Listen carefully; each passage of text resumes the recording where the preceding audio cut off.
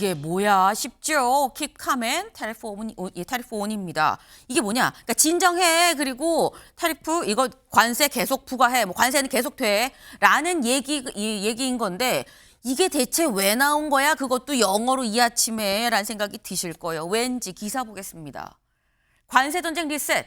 트럼프 전 세계에 15% 물리겠습니다. 라고 얘기를 했다라는 거죠. 앞서 살짝 말씀을 드렸죠. 지금 트럼프 대통령 국가 안보 혹은 경제에 비상 상황이 생기면 대통령이 경제 활동을 통제할 수 있다라는 이 비상경제권한법을 근거로 전 세계에 다 일괄해서 다 지금 이 관세를 다 새롭게 조정을 했죠. 상호관세 뭐 어디는 뭐 50% 물리기도 하고 어디는 뭐 200% 물린다고 하기도 하고 이 그렇게 다 물렸는데 이 문제는 미국 대법원이 우리 시각으로 토요일 날 대통령이 그 법에 근거해서 관세 조정 못합니다라고 판단을 내렸다라는 거예요. 우린 이미 관세다 지불을 이미 하고 있는데 근데 이거 아닙니다. 무효예요 라는 판단이 나왔다는 거죠.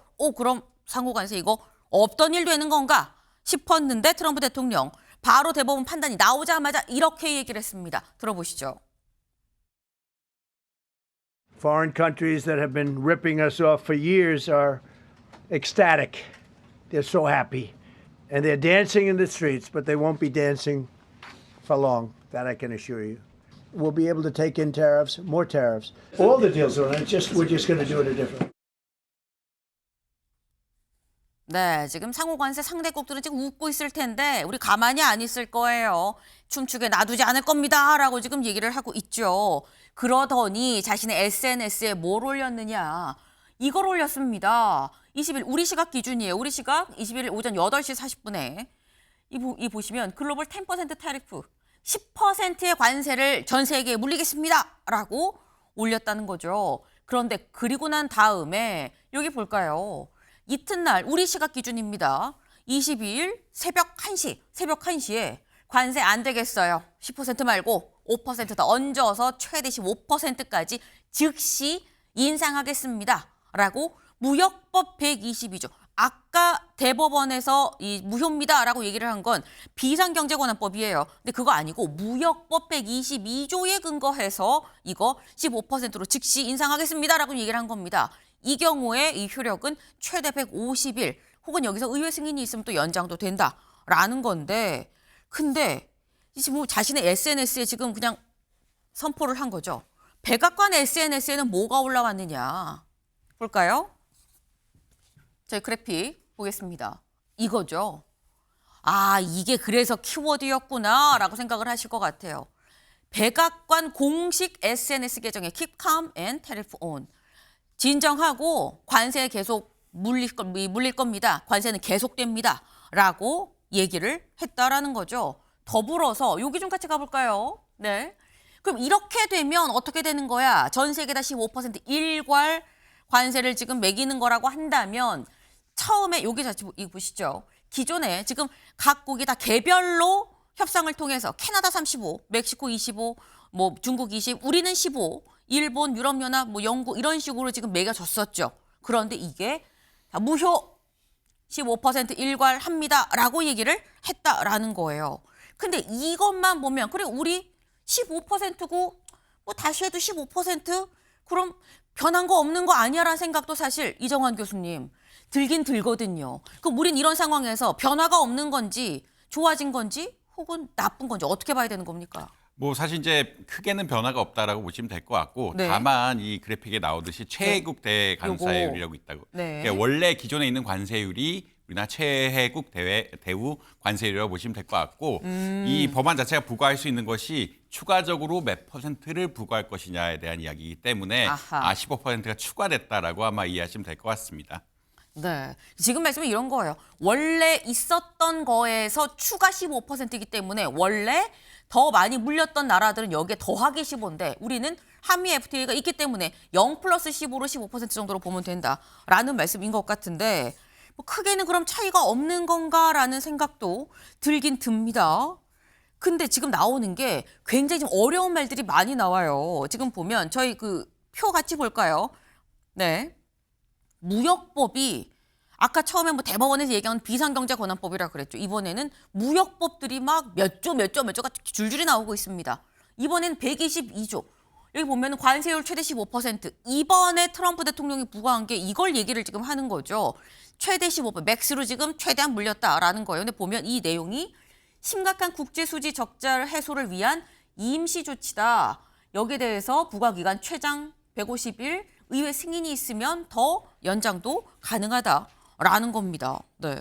근데 이걸 보면 지금 앞서서 김광삼 변호사님 네.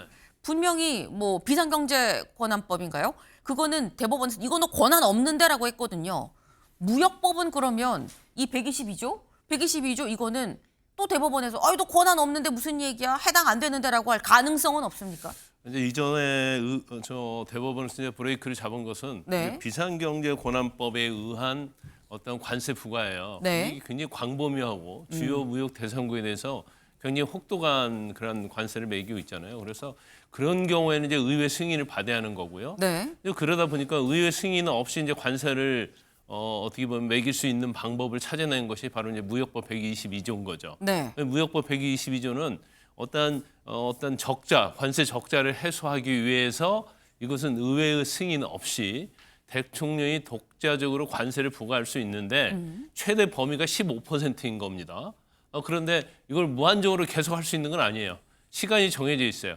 최대한 150일까지만 할 수 있는 겁니다. 네. 그러면 150일 지나면 어떻게 될 것이냐? 근데 의회의 승인을 받도록 되어 있어요. 이제 그래서 굉장히 시간을 보면 짧죠. 그런데 지금 연방 대법원에서도 의회 승인 받으라고 나왔고 이미 네. 이걸 독자적으로 할 수 있다 하더라도 150일 지나서 의회가 승인을 해줄 것이냐. 근데 안 해줄 가능성이 큽니다. 네. 그래서 이제 150일 이후는 어떻게 해야 할 것인가. 이제 이런 부분이 앞으로 주목해서 봐야 할 부분이고, 그다음에 지금 트럼프가 그 어떤 관세 행사하고 싶은 것이 우리가 슈퍼 301조라고 하는 무역법 301조예요. 그것은 굉장히 부당하고 불공정하고 차별적인 무역 관행을 하는 경우에는 네. 이건 관세 15% 제한도 없어요. 기한도 정한 게 없습니다. 네. 단지 이건 조사를 철저히 해야 하는데 그냥 행정부에서 마음대로 조사하는 게 아니라 네. 거의 사법 절차 수준의 조사를 해야 돼요.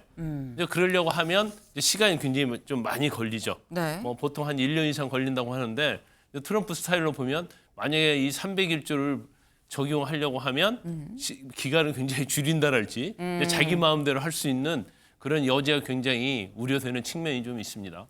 무역법 122조로 이번에 부과한 15%가 문제가 아니라 지금 다른 게 문제일 수 있어요라는 지금 말씀을 하신 거예요.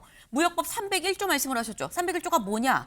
교역국의 부당하고 차별적인 무역 관행에 대한 보복이 있을 경우에 이럴 경우에 이 관세를 더 부과할 수 있다. 근데 보니까 부과 기간과 관세율에도 제한이 없습니다. 근데 이렇게 되면 이정환 교수님 이게 진짜 무서운 거 아닌가라는 생각이 드는 게 트럼프 대통령 막 중국에 대해서도 막 받고 100% 추가 막 이런 거 했었거든요. 근데 기간도 제한이 없고 관세율도 제한이 없으면 이거 301조 우리 적용될 가능성이 좀 얼마나 되는 겁니까? 사실 이제 이 정책을 이해하려 그러면 미국의 네. 경제 상황을 이해하셔야 되는데 트럼프 대통령이 관세법과 더불어 하는 게 감세법입니다. 네. OBBBA라고 해서 그 10년간 3조 4천억 달러를 감세하기로 했는데 네. 그 돈을 어떻게 마련하겠느냐?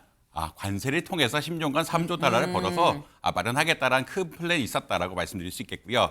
그런 이야기는 어떤 거냐면 지금까지 계획대로 관세가 부과됐으면 3조 달러가 거칠 건데 이제 앞으로 한번 취소가 됐기 때문에 그쵸. 3조 달러를 다시 만들어야 된다라는 그런 이야기라고 보시면 될 것 같습니다. 그렇기 때문에 301조를 걸어서 301조라는 것이 네. 관세 장벽 플러스 비관세 장벽. 그래서 네. 지식재산권이라든지 우리나라 농산물 개방이라든지 이게 다 걸려 있거든요. 그리고 흔히 말해서 또 흔히 요새 최근 이슈가 되는 것은 온라인 플랫폼 법 관련 그쵸. 같은 것들인데 그리고 경쟁에 대해서 부과하는 것들. 밑에 232조는 국가 안보 차원에서 뭐 자동차라든지 네. 반도체를 부과한다고 보시면 될 것 같은데 이 301조 같은 경우는 경쟁을 저하하거나 이런 요인에 대해서도 다 할 수가 있기 때문에 적극적으로 조사를 할 거다. 중국도 그렇고 우리나라 온라인 플랫폼법이 걸려 있는데 온라인 플랫폼법에 대해서도 적극적으로 조사해서 관세 수입을 만들어낼 것이 아니냐라는 그런 의견들이 굉장히 많다라고 보시면 될 것 같습니다. 트럼프 대통령이 목적이 확실하다. 3조 달러를 어디서든 일단 끌어와야 되는데 안 된다고 하니 차근차근 모아서 여기서 끌어가고 저기서 끌어가고 하지 않겠느냐라는 지금 그 말씀이에요. 이 3조 달러를 근데 다른 나라 모르겠고 일단 우리나라 주머니에서 이제 꺼내서 가면 우리는 이거 어떡하냐라는 생각이 지금 들 수밖에 없는 건데 지금 보면 부과기간 관세율도 지금 제한이 없는 거죠. 그리고 더더군다나 여기 보면 김광선 변호사님. 교역국의 부당하고 차별적인 무역 관행 내용이 그래요. 그리고 232조를 보면 국가 안보에 위협이 된다고 판단이 되면 수입 제한, 고율의 관세 부과 이렇게 지금 나와 있거든요. 근데 지금까지 트럼프 대통령을 보면 코에 걸면 코걸이, 귀에 걸면 귀걸이. 내가 위협이라고 하면 위협이고 내가 비상이라고 하면 비상인 거야. 이런 상황인데 이거 안 걸리겠냐라는 생각이 듭니다. 일단 뭐 무역확장법 같은 경우는 국가 안보 위협 판단 시 그런 네. 내용이 나와 있어요. 그러니까 안보와 관련해서 과연 뭐 어떻게 조사를 할 것이냐, 그건 뭐 트럼프 행정부 자체에서 어떻게 하냐 달라질 수는 있겠죠. 그런데 아마 저런 것들도 이제 관세율도 저런 경우는 최대 이제 50%까지 할 수 있기 때문에 이제까지 관세 협상과 관련된 어떤 상한선, 그러니까 트럼프가 제시했던 그걸 마음대로 할 수 있는 거 아니냐 하는데 약간 이제 틀린적인 측면이 있죠. 왜냐하면 저것은 일단 조사가 필요하고 네. 조사를 하고 나서도 이게 정말로 국가안보를 위협하는 거냐, 차별적인 무역 관행이냐. 이걸 거의 이제 약간 입증 수준으로 어느 정도는 입증을 해야 하거든요. 그러려고 하면 무차별적으로 하기는 쉽지 않을 것이다. 물론 이제 품목별로는 할 수는 있겠죠. 네. 그래서 이제까지 했던 뭐 관세 담판하고 다르게 무조건 국가별로 전체적으로 한다 할지 이제 그건 쉽지 않을 거고 또 주요 무역 국가가 한 국가가 아니잖아요. 하나라가 네. 아니잖아요. 굉장히 많잖아요. 네. 그래서 시간도 굉장히 많이 걸릴 것이다 이렇게 봅니다. 네. 지금 또 품목 관세 얘기를 살짝 지금 하셨어요. 지금 우리나라에 매겨진 미국 관세 좀 같이 볼까요? 네.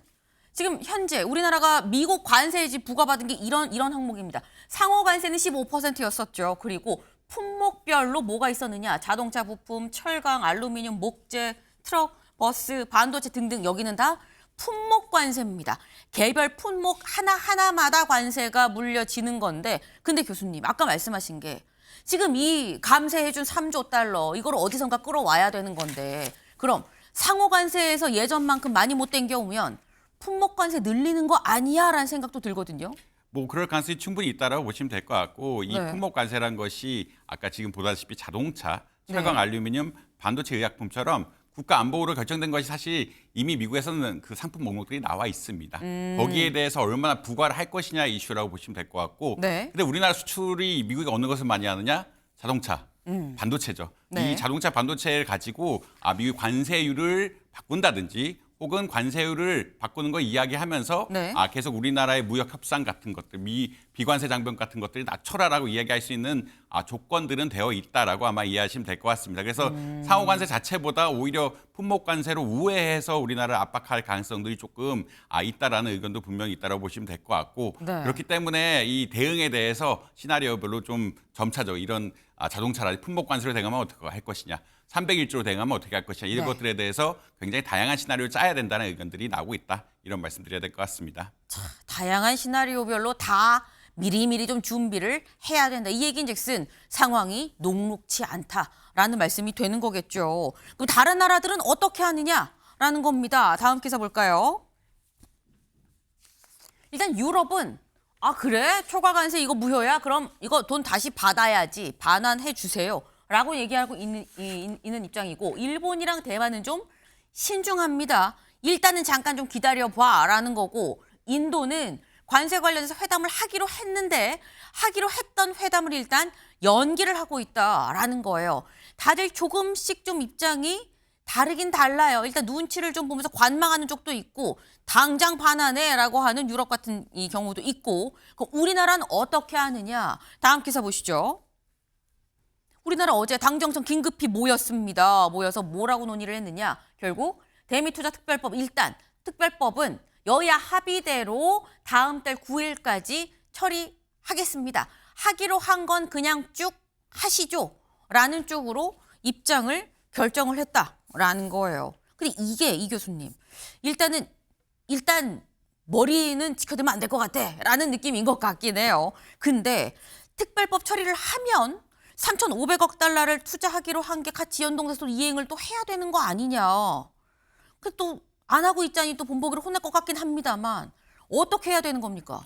일단 관세 낸 것은 그러니까 결국 작년에 냈던 것은 네. 이번에 위법이라고 밝혀졌기 때문에 네. 그걸 환급받는 소송이라든지 환급받는 절차는 해야 된다라고 일단 보시면 될 것 같고요. 네. 다만 이제 MOU 관계에 있어서 대미 투자를 한 것들 그리고 미국에 대해서 관세 대신에 우리가 비관세 장벽 같은 그쵸. 것들을 풀기로 한 것들에 대해서는 아마도 지속적으로 지켜나가야 되는 상황이 아닌가라고 많이 예측을 하고 있습니다. 그 이슈가 결국은 301조 이슈랑 연결이 되어 있는데 301조인 것이 결국은 온라인 플랫폼, 네. 농수산물 수입 이런 비관세 장벽에 대해서 굉장히 강력하게 조사를 할 수 있고 관세 역시 무한대로 붙일 수가 있는 이런 조항들이기 때문에 이걸 가지고 압박을 할 거라고 생각을 하면은 일단 이행을 준수하면서 미국의 비밀을 안 만들어주는 것이 현명한 전략들이 아니냐라고 평가를 하고 있고 그렇기 때문에 대미 투자 특별법에 대해서도 이행을 하겠다라는 입장을 명확히 밝힐 수밖에 없다. 이런 상황적인 측면이 있다라고 말씀드릴 수 있을 것 같습니다. 인도처럼 이게 아쉬울 게 없는 나라들은 네. 사실 협상을 다시 하자라고 이렇게 이야기할 수가 있는데